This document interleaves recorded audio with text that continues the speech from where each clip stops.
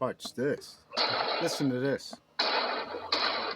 Showing all the murders and gun violence in Canada. The possibility of being attacked in your home, leave your fobs at your This front is door. from the cops. Three masked men walk up to this Kleinberg home, smashing the front door with the handle of a gun.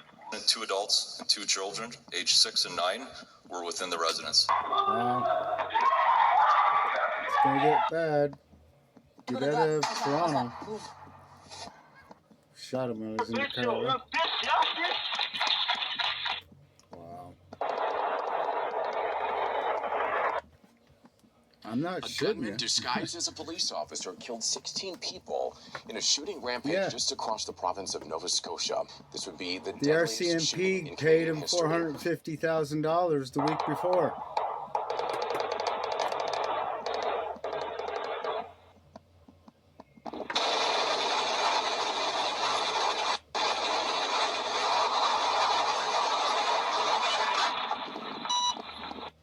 I hope Cape Bretoners are waking up to this. Shit's gonna hit the fan real soon. To the people of Canada, and especially those in Cape Breton, Nova Scotia. Starting this October, hey, that's where I am. The Liberal government will be deploying a voluntary firearms buyback program to be tested on the population of Cape Breton. The language is deliberately misleading.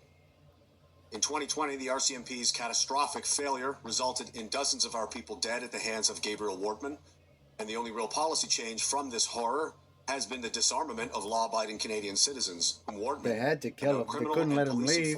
They had to get their $450,000 back. You must have a firm that they paid him. Of your motivations, your reasons why. Good money being an informant. Victorious. Much has been said by the inept fools in the impotent Canadian firearms lobby about your right to recreational sports shooting or property rights. Today I will do what they are too afraid to do and tell you the truth. The real reason why.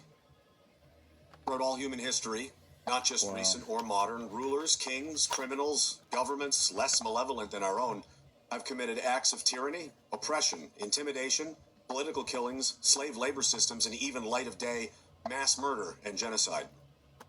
And what did they all have in common? But in every instance, an oppressive majority, unchecked criminal hordes, or the state itself, enjoyed a monopoly on violence. All significant means of fair competition in the realm of violence are removed from the hands of those they wish to oppress. And as children, when first learning of these dark chapters of history, didn't we wonder, why didn't they just fight back? Because the means of resistance were systematically taken away, one by one, until none remained. And this is like asking a man tied to a chair, about to be tortured. Why is he allowing himself to be tortured?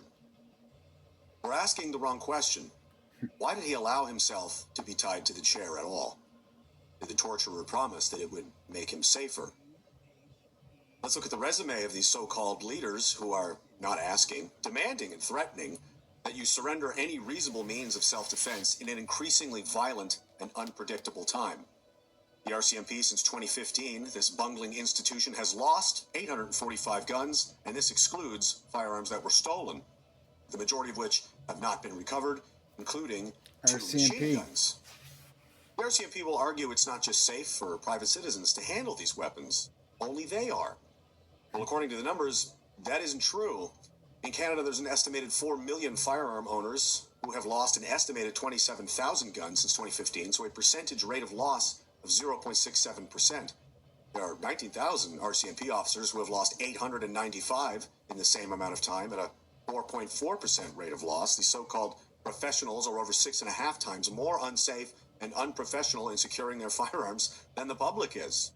And 2 machine guns. It's even worse with local foreign police gangs, forces. home invaders, or one of their deranged criminal informants is on a rampage through Colchester County, you can count on them to show up in 1 to 2 business days and possibly charge you for defending yourself, presuming that you are still alive.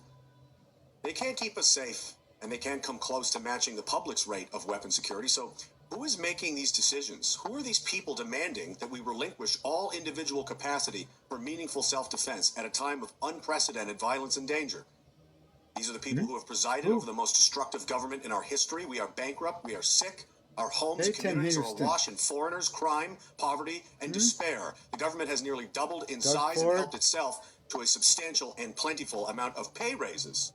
These are the same individuals that forced our country into economic suicide, Mark Carney's scientifically baseless and morally reprehensible lockdowns for your safety, gonna which kill our us all. community suffered, our elderly died alone, and our children's development and psychology He just suffered. let China walk while the right health in and well-being kill us. of That's many it. have also been irreparably changed. Anyway, When God confronted love with yous. peaceful Canadian